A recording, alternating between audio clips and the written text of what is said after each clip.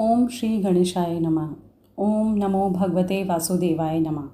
श्रीमद् भागवत महापुराण द्वितीय स्कंद का 7वां अध्याय। ब्रह्मा जी कहते हैं, अनंत भगवान ने प्रलय के जल में डूबी हुई पृथ्वी का उद्धार करने के लिए समस्त यज्ञ में वराह शरीर ग्रहण किया था। आदि दैत्य हिरणाक्ष जल के अंदर ही लड़ने के लिए उनके सामने आया। जैसे इंद्र ने अपने वज्र से पर्वतों के पंख काट डाले थे, वैसे ही वराह भगवान ने अपनी दाढ़ों से उसके टुकड़े टुकड़े कर दिए। फिर उन्हीं प्रभु ने रुचि नामक प्रजापति की पत्नी आकुति के गर्भ से सुयज्ञ के रूप में अवतार ग्रहण किया। उस अवतार ने उन्होंने दक्षिणा नाम की पत्नी से सुयम नाम के देवताओं को उत्पन्न किया और तीनों लोकों के बड़े बड़े संकट हर लिए। इसी से स्वयंभू मनु ने उन्हें हरि के नाम से पुकारा। नारद कर्दम प्रजापति के घर देवहूति के गर्भ से 9 बहनों के साथ भगवान ने कपिल के रूप में अवतार ग्रहण किया।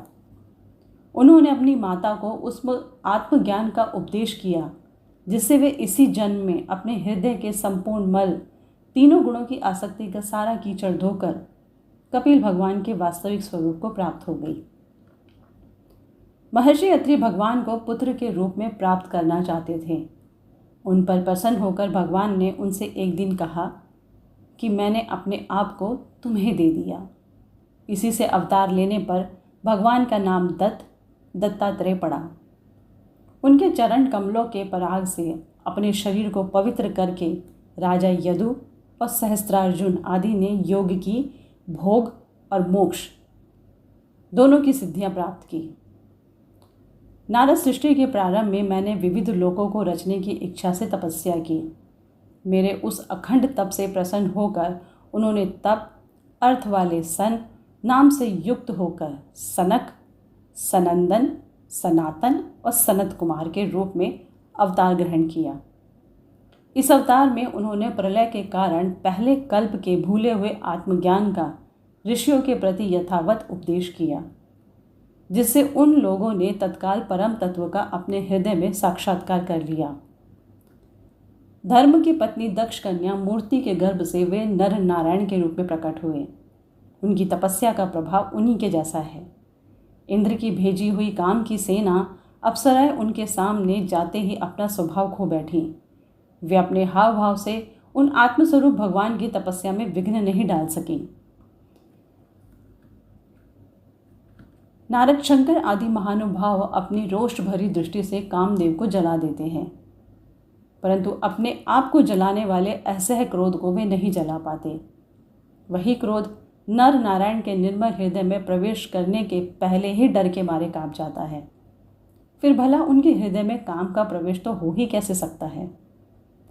अपने पिता राजा उत्तानपाद के पास बैठे हुए 5 वर्ष के बालक ध्रुव को उनकी सौतेली माता सुरुचि ने अपने वचन बाणों से भेद दिया था। इतनी छोटी अवस्था होने पर भी वे उस ग्लानि से तपस्या करने के लिए वन में चले गए। उनकी प्रार्थना से प्रसन्न होकर भगवान प्रकट हुए और उन्होंने ध्रुव को ध्रुव पद का वरदान दिया। आज भी ध्रुव के ऊपर नीचे प्रदक्षिणा करते हुए दिव्य महर्षि गण उनकी स्तुति करते रहते हैं। कुमार्गगामी वेन का ऐश्वर्य और पौरुष ब्राह्मणों के हुंकार रूपी वज्र से जलकर भस्म हो गया। वह नरक में गिरने लगा। ऋषियों की प्रार्थना पर भगवान ने उसके शरीर मंथन से पृथ्वी के रूप में अवतार धारण कर उसे नरकों से उबारा और इस प्रकार पुत्र शब्द को चरितार्थ किया। उसी अवतार में पृथ्वी को गाय बनाकर उन्होंने उससे जगत के लिए समस्त औषधियों का दोहन किया। राजा नाभि की पत्नी सुदेवी के गर्भ से भगवान ने ऋषभ देव के रूप में जन्म लिया। इस अवतार में समस्त आसक्तियों से रहित रहकर अपने इंद्रियों और मन को अत्यंत शांत करके एवं अपने स्वरूप में स्थित होकर समदर्शी के रूप में उन्होंने जड़ों की भांति योगचर्या का आचरण किया। इसी स्थिति को महर्षि लोग परमहंस पद अथवा अवधूतचर्या कहते हैं। इसके बाद स्वयं उन्हीं यज्ञ पुरुष ने मेरे यज्ञ में स्वर्ण के समान कांति वाले हयग्रीव के रूप में अवतार ग्रहण किया। भगवान का वह विग्रह वेदमय, यज्ञमय और सर्वदेवमय है। उन्हीं की नासिका से श्वास के रूप में वेदवाणी प्रकट हुई। चाक्षुर मनवंतर के अंत में भावी मनु सत्यव्रत ने मत्स्य रूप में भगवान को प्राप्त किया था। उसी समय पृथ्वी रूप नौका के आश्रय होने के कारण वे ही समस्त जीवों के आश्रय बने। प्रलय के उस भयंकर जल में मेरे मुख से गिरे हुए वेदों को लेकर वे उसी में विहार करते रहे। जब मुख्य मुख्य देवता और दानव अमृत की प्राप्ति के लिए क्षीर सागर को मथ रहे थे, तब भगवान ने कच्छप के रूप में अपनी पीठ पर मंदराचल धारण किया। उस समय पर्वत के घूमने के कारण उनकी रगड़ से उनकी पीठ की खुजलाहट थोड़ी मिट गई, जिससे वे कुछ क्षणों तक सुख की नींद सो सके। देवताओं का महान भय मिटाने के लिए उन्होंने नरसिंह रूप का धारण किया। फड़कती हुई भौहों और तीखी दाढ़ों से उनका मुख बड़ा भयावना लगता था। हिरण्यकश्यप उन्हें देखते ही हाथ में गदा लेकर उन पर टूट पड़ा। इस पर भगवान नरसिंह ने दूर से ही उसे पकड़कर अपनी जांघों पर डाल लिया और उसके छटपटाते रहने पर भी अपने नखों से उसका पेट फाड़ डाला। बड़े भारी सरोवर में महाबली ग्रह ने गजेंद्र का पैर पकड़ लिया। जब बहुत थक कर वह घबरा गया, तब उसने अपनी सूंड में कमल लेकर भगवान को पुकारा, हे आदि पुरुष, हे समस्त लोकों के स्वामी, हे श्रवण मात्र से कल्याण करने वाले। उसकी पुकार सुनकर अनंत शक्ति भगवान चक्रपाणी गरुड़ की पीठ पर चढ़कर वहां आए और अपने चक्र से उन्होंने ग्रह का मस्तक उखाड़ डाला। इस प्रकार कृपा परवश भगवान ने अपने शरणागत गजेंद्र की सूंड पकड़कर उस विपत्ति से उसका उद्धार किया।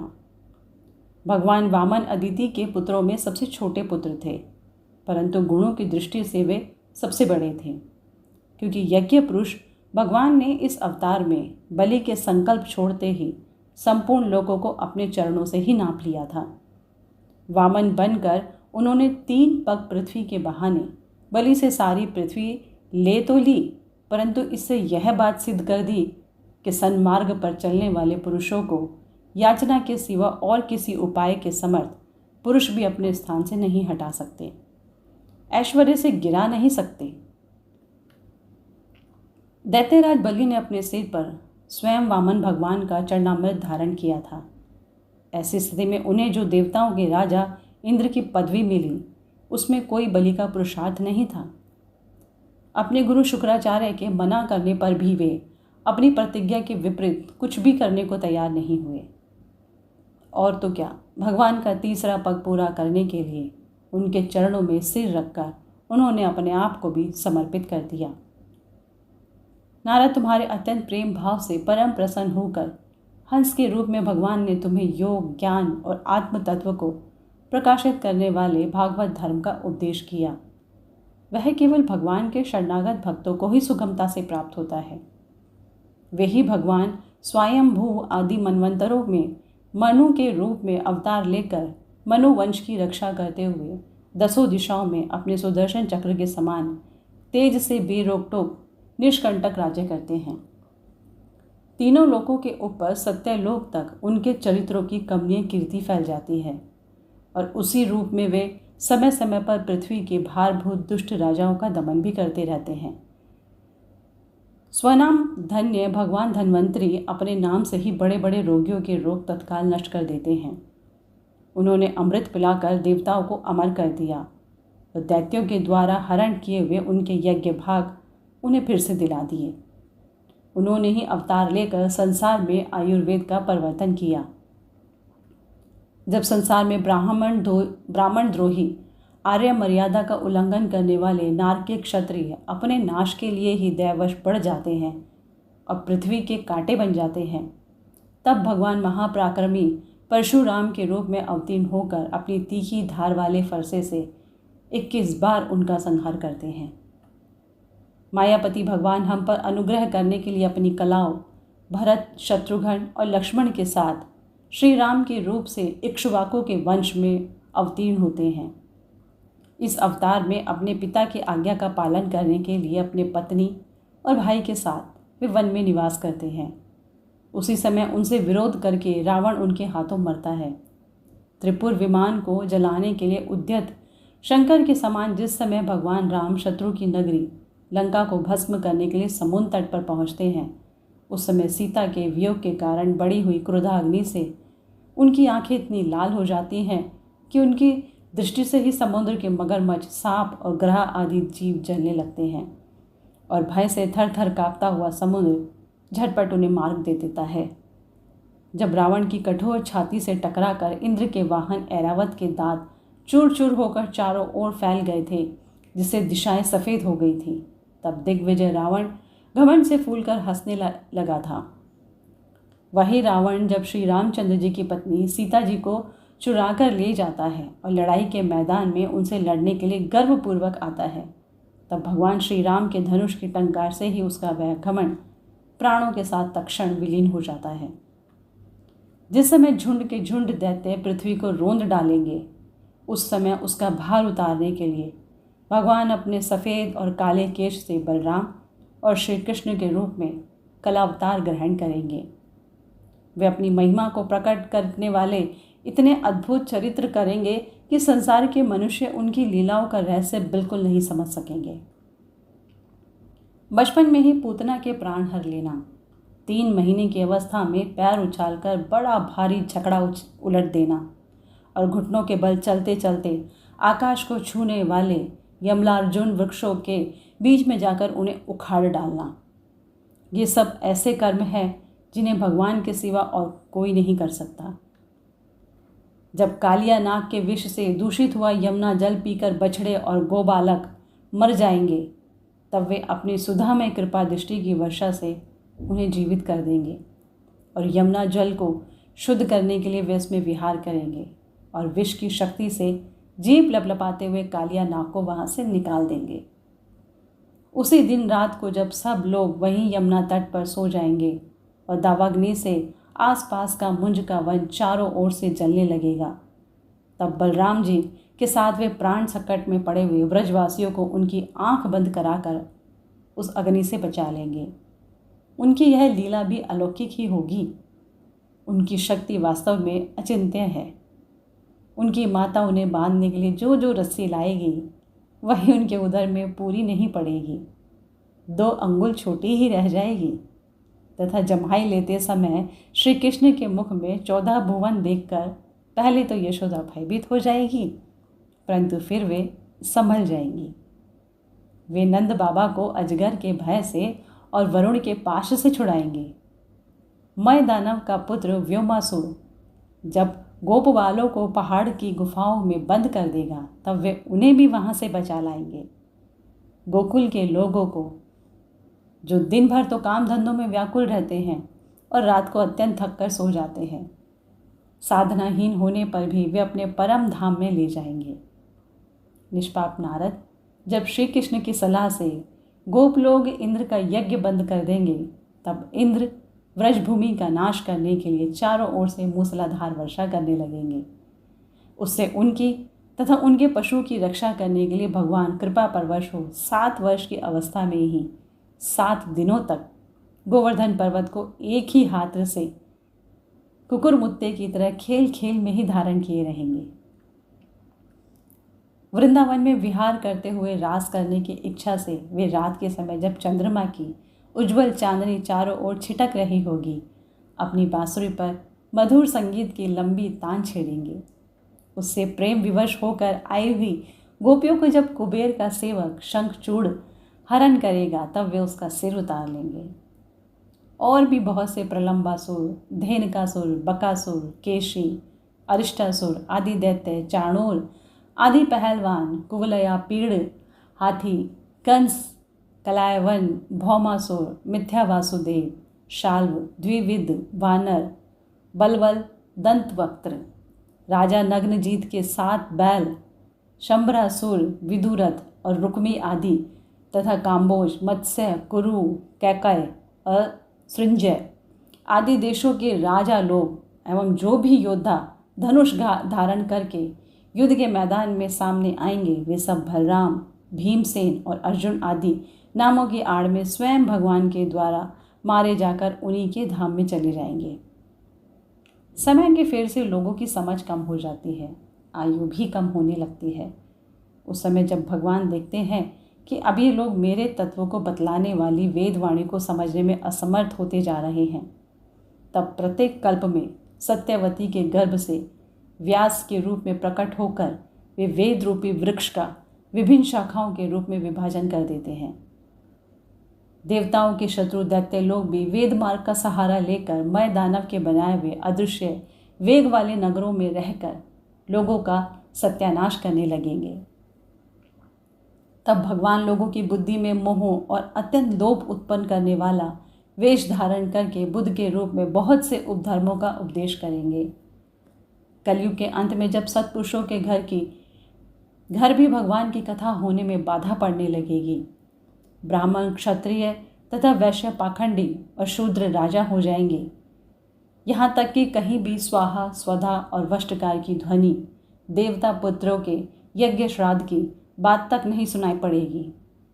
तब कलयुग का शासन करने के लिए भगवान कल के अवतार ग्रहण करेंगे। जब संसार की रचना का समय होता है तब तपस्या, 9 प्रजापति, मरीचि आदि ऋषि मेरे रूप में, जब सृष्टि की रक्षा का समय होता है तब धर्म, विष्णु, मनु देवता और राजाओं के रूप में, तथा जब सृष्टि के प्रलय का समय होता है तब अधर्म, रुद्र तथा क्रोधवश नाम के सर्प एवं दैत्य आदि के रूप में सर्वशक्तिमान भगवान की माया विभूतियाँ ही प्रकट होती हैं। अपने प्रतिभा के बल से पृथ्वी के एक एक धूलिकण को गिन चुकने पर भी जगत में ऐसा कौन पुरुष है जो भगवान की शक्तियों की गणना कर सके।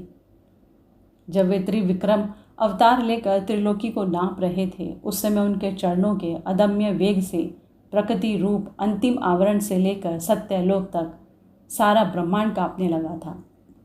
तब उन्होंने ही अपनी शक्ति से उसे स्थिर किया था। समस्त सृष्टि की रचना और संहार करने वाली माया उनकी एक शक्ति है।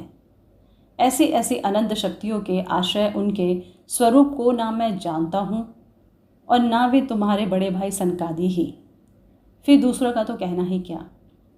आदिदेव भगवान शेष सहस्त्र मुख से उनके गुणों का गायन करते आ रहे हैं, परंतु वे अब भी उसके अंत की कल्पना नहीं कर सके। जो निष्कपट भाव से अपना सर्वस्व और अपने आप को भी उनके चरण कमलों में निछावर कर देते हैं, उन पर वे अनंत भगवान स्वयं ही अपनी ओर से दया करते हैं और उनकी दया के पात्र ही उनकी दुस्तर माया का स्वरूप जानते हैं और उसके पार जा पाते हैं। वास्तव में ऐसे पुरुष ही कुकुर और सियारों के कलेवा रूप अपने और पुत्रादि के शरीर में यह मैं हूँ और यह मेरा है ऐसा भाव नहीं करते। प्यारे नारद, परम पुरुष के उस योग माया को मैं जानता हूँ तथा तुम लोग भगवान शंकर, दैत्य कुलभूषण, प्रहलाद, शत्रुपा, मनुपुत्र, प्रियव्रत आदि प्राचीन बरही, ऋभु और ध्रुव भी जानते हैं।